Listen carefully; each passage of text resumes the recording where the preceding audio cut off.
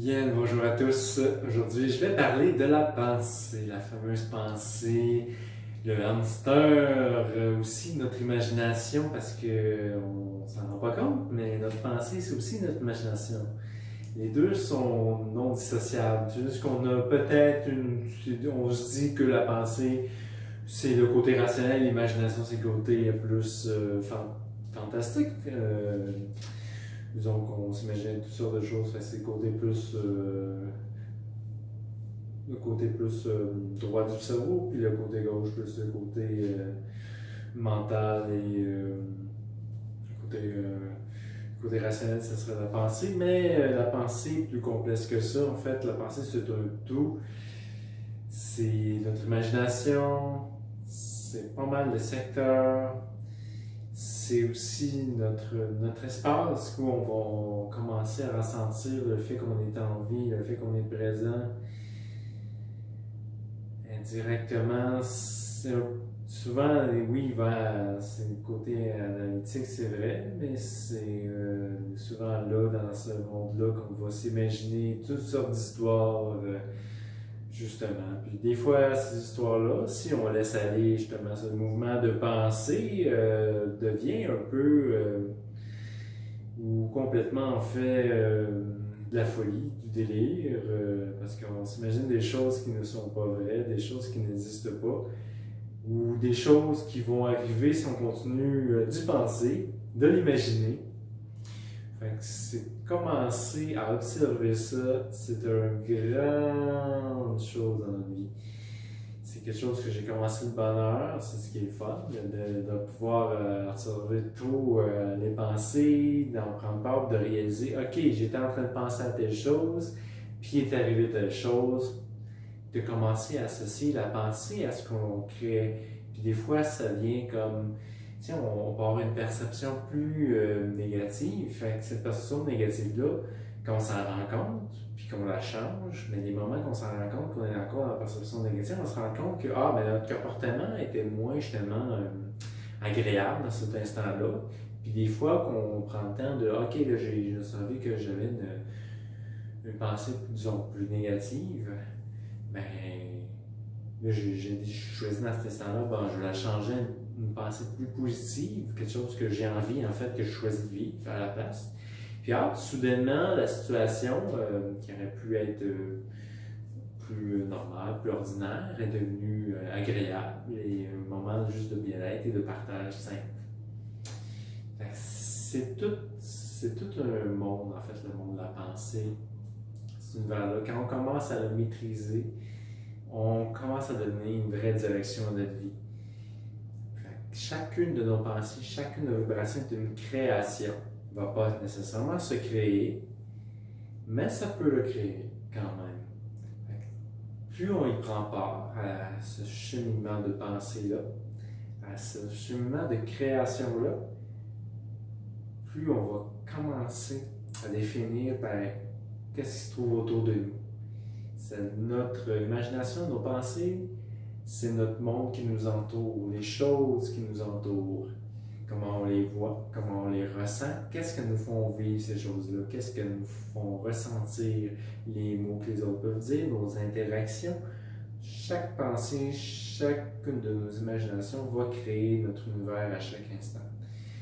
Plus on l'observe, plus on va se mettre à manifester des choses qui vont perdurer le plus longtemps en nous, qui vont vibrer le plus en nous, qui vont être le plus fort en nous, qui vont devenir comme une vérité.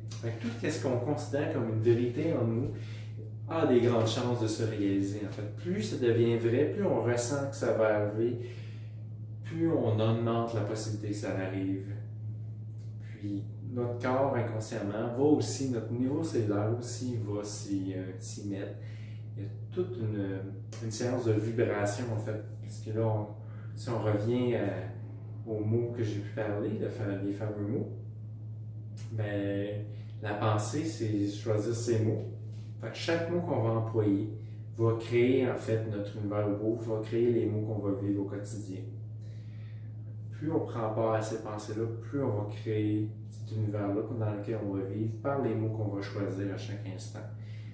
Puis le fait de prendre part, on va juste commencer à changer les mots qu'on emploie. On va observer sans les juger parce que plus on va mettre d'attention sur une pensée, une création qui se passe dans la tête, plus elle a de chances de se réaliser.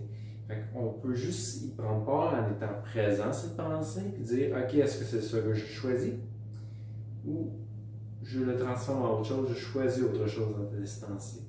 C'est par toujours cette capacité de dire oui ou non à quelque chose, puis de ok, si c'est non, qu'est-ce que je choisis à la place? En faisant ce mouvement-là continu, cette vague-là, ben, les pensées ne vont pas prendre toute la place en nous parce qu'on prend une décision face à elle. S'il y a une pensée qui apparaît sur quelque chose en particulier dans notre vie, c'est qu'il y a peut-être une problématique, quelque chose qui se passe dans notre vie qui fait qu'on aurait besoin de le régler maintenant. De l'observer, de dire, ok, qu'est-ce que je peux faire avec ça? On peut se poser différentes questions. Mais se poser des tonnes de questions n'est pas nécessairement aussi la voie, parce que si on tombe dans trop de pensées, ça peut être une séance et ça peut être très bénéfique aussi de prendre le temps de juste penser, mais de le faire en conscience, de se poser des questions qui vont vraiment amener vers un cheminement qui est plus, disons, qui va amener une évolution intérieure, plutôt que d'être dans un cheminement de pensée qui amène une désévolution. Ça ne fait pas du bien, nos questions et nos pensées qu'on se met à créer en continu. Si on s'emballe face à ça, se poser peut-être la question pourquoi on choisit de faire ça, tout simplement. Des fois, c'est de couper les boucles avec les bonnes questions, même s'il n'y a aucune bonne question. Il y a seulement la question à se poser dans cet instant-ci. Il y a peut-être la bonne question la prochaine fois, encore une fois. C'est de l'observer, faire ce mouvement-là. Je vais répéter souvent parce que ça, c'est le mouvement, tout est rendu une circulation, un mouvement. Quand on se rend compte qu'il y a un mouvement d'une extrémité à l'autre, il y a un équilibre qui veut se trouver au centre. Mais en faisant part de ce mouvement à gauche, à droite, en haut et en bas, en avant, en arrière, puis que ce mouvement retrouve son centre. Mais nos pensées vont se recentrer.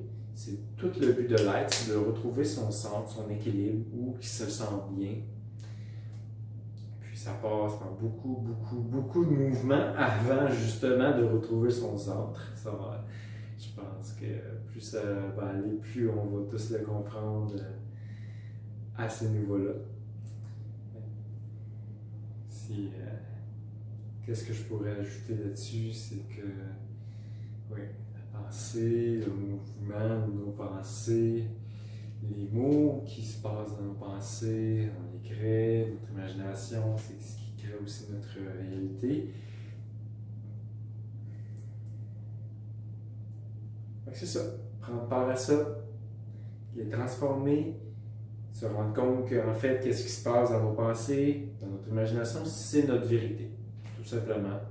Surprenamment, on peut s'imaginer bien des choses. Oui, des fois, ça va dans le fantastique, c'est vrai, mais dans toute chose, il y a toujours une part de vérité qui va se créer quand même si on est dans ce monde fantastique-là, c'est de trouver, mais quand j'imagine ce genre de choses, quand je pense à ce genre de situations-là qui sont totalement farfelues, mais en fait, c'est à quoi c'est rattaché vraiment au fond de moi? C'est quoi cette attache-là? À quoi ça s'attache?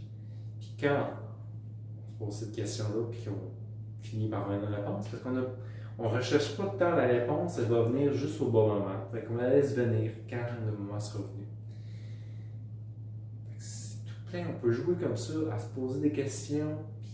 Puis comme ça, la pensée devient un outil plutôt que d'être un outil aliénant, ça devient bénéfique. Parce que on le met à notre service. Ça a toujours été là pour ça. La pensée est là pour être à notre service et non pour nous nuire. Alors, prenons cette pensée-là et créons quelque chose qu'on a envie de voir, d'incarner, d'être maintenant.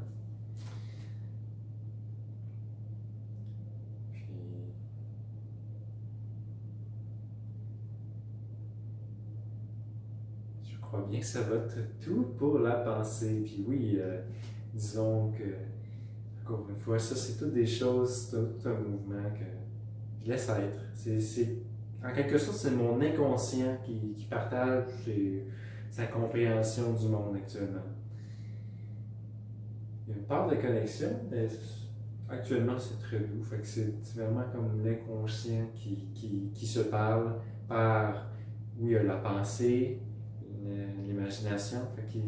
Au travers de ça, c'est l'inconscient qui parle, qui s'exprime. Tout ce qu'on ne peut directement, des fois, prendre en conscience, mais là, dans notre inconscient, c'est comme ça qu'il va travailler. Fait que si c'est fou dans notre tête, mais peut-être que c'est fou ailleurs dans notre cœur, dans notre vie, dans ce qu'on a choisi. Fait que, faisons l'équilibre là-dedans. Alors, c'était mon partage sur la pensée. Je vous souhaite de bien penser, de créer votre vie à chaque instant par ces pensées-là. Là, c'est peut-être un peu loin de dire ça parce que je veux en parler plus du fait de la création, le fait de créer dans chacune de nos pensées, à chaque instant.